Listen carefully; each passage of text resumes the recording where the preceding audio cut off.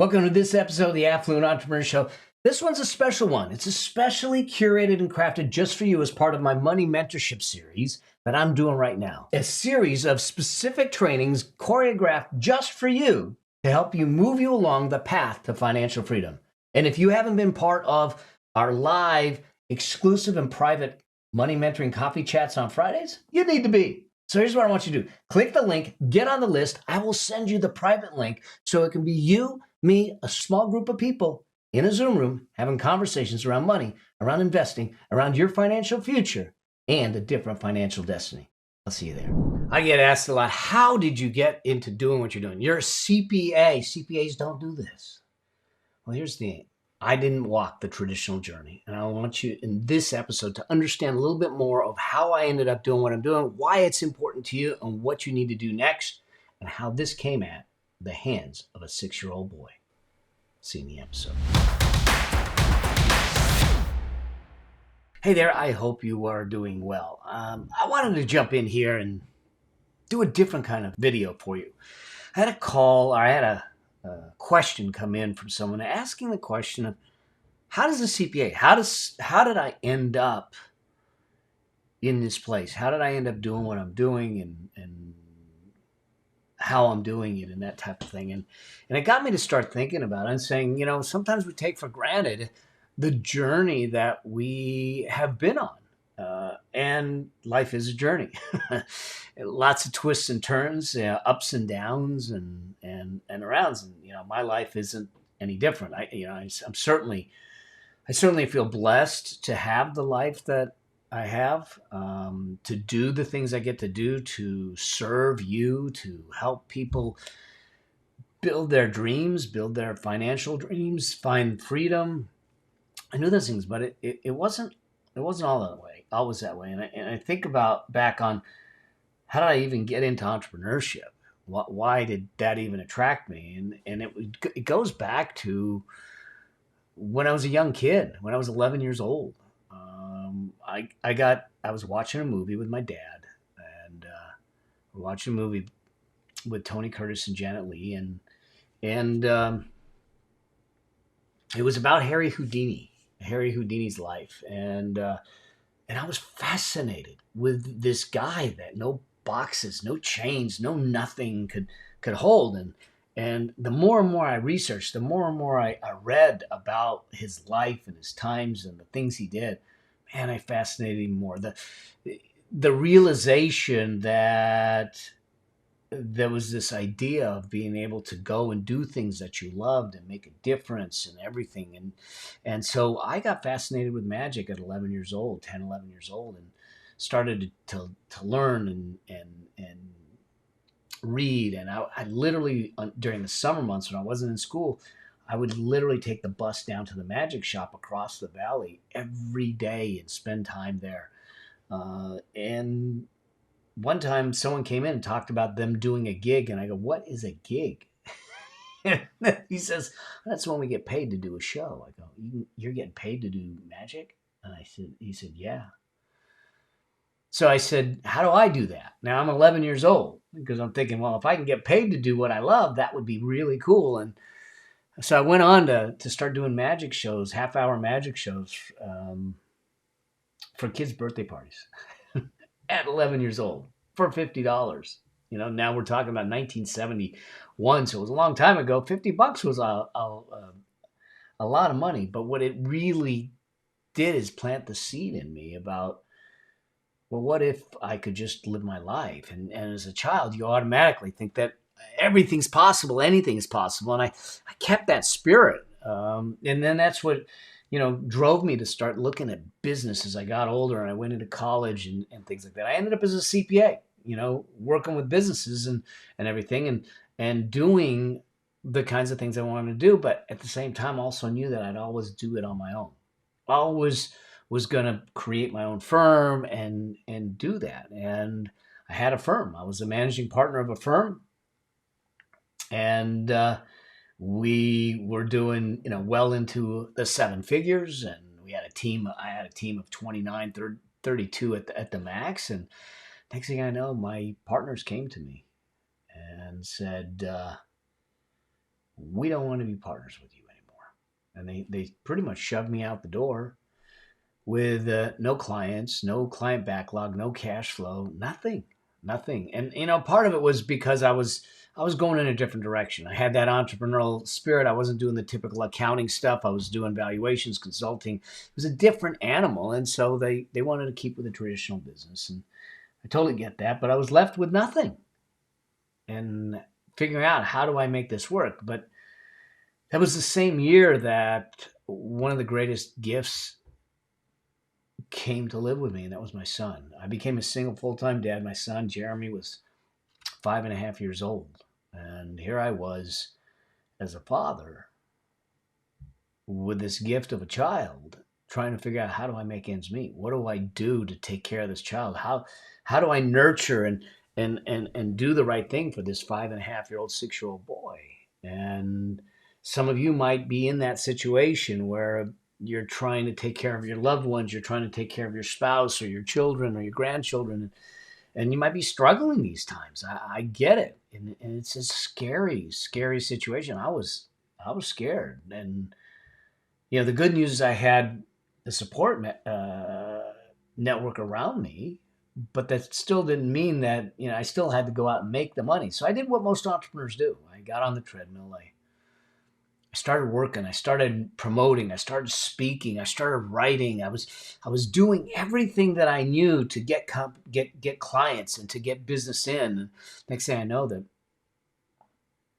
the business starts coming in, and all of a sudden I've got cash flow. I've got clients. I've got work to do, and I'm looking at it. I'm excited. I'm saying, I just looking at Jeremy and realizing, saying, hey, this is going to work. We're going to be okay. I had just purchased a house when this happened. So I was over 300,000 in debt. So I had that on my head also, but I was okay because I had these clients coming in. Now the cash flow was coming in. And now all of a sudden I saw the light at the end of the tunnel. And then Jeremy comes running in from school one day. And this was probably one of the most pivotal points in my financial journey, my business journey, my life's journey. And he says, Daddy, Daddy, Daddy, I drew a picture of you at school today. And I kneeled down, and he was so excited. I had to stop everything, and I kneeled down to his level. I take this picture in my hand, and I look at it, and there it is. I'm drawn in blue felt tip pen and a stick figure. It still pains me today. Seeing two computer screens on the desk, a phone in each ear, and one on the desk ringing. And it was in that moment that I realized I was totally screwing it up. Yeah, maybe I was getting the money in. Yeah, maybe I was building the business, but I wasn't building my relationship with my son. The only thing he saw in me was that I worked. And I get it, I have to pay the bills, and I can use those as excuses, and I can do all those things. But the fact of the matter is I was ripped up inside because I felt like a failure, because I felt like the one gift that was so important to me, and I thought I was doing the right thing, and I realized I wasn't doing the right thing. So I had so many people telling me, Mel, you have to get work-life balance. You have to get things done with. But here's what I figured out.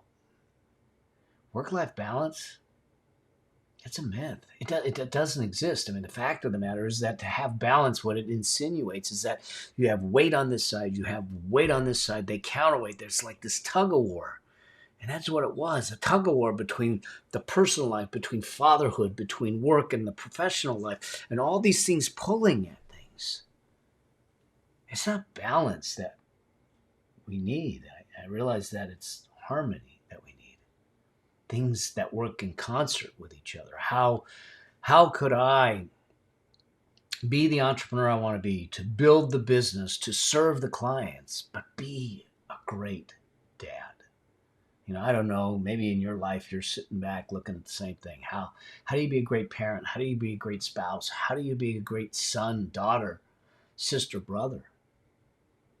How do you harmonize those things, integrate those things? And that was the thing that got me to start to really look at my life and say, how do I do it differently?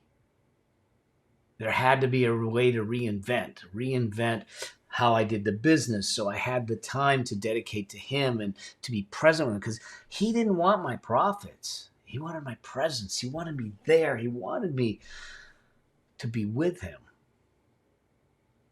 And so that's when I started to understand this idea of living an affluent life versus a wealthy life. See, the wealthy life is chasing the money. The affluent life is chasing the meaning. See, I truly believe that an affluent life has 4 aspects to it. And the first aspect is that it's a meaningful life, that it means something, that it brings joy to you, it warms your heart, that each day, even if it's a tough day, has meaning to it. The second aspect of it is that it is an impactful life, that you're having a positive effect and impact on those you serve, that on those you love, the people you share life with. The third aspect is that it's a fruitful life, one where you can pay the bills and then some, and do that. It's the only aspect of affluence that actually has money attached to it.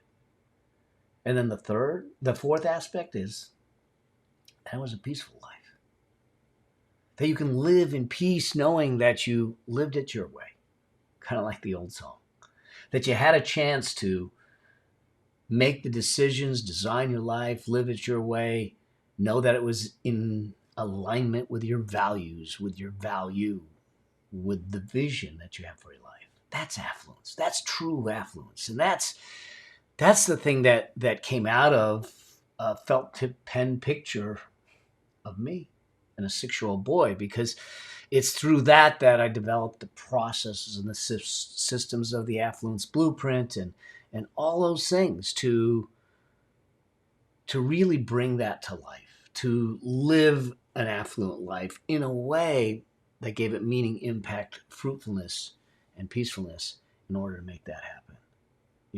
And that's what I want for those that I serve. It's what got me here, because it's through that people asked, how did you do it? How are you doing it? How are you helping your clients do that? And that's what got me out here doing this. It's not what I set out to do when I became a CPA. But the fact of the matter is, I realize that richness is an experience and feeling game. Wealth is just a money game. The wealth part of it is actually easy. There's principles, there's processes, there's priorities, and all that stuff. That's easy. But we can get all that right. And if we don't get the richness part of it right, the way we live, the way we experience life, the way we feel life, we're going to feel poor, no matter what's in the bank account.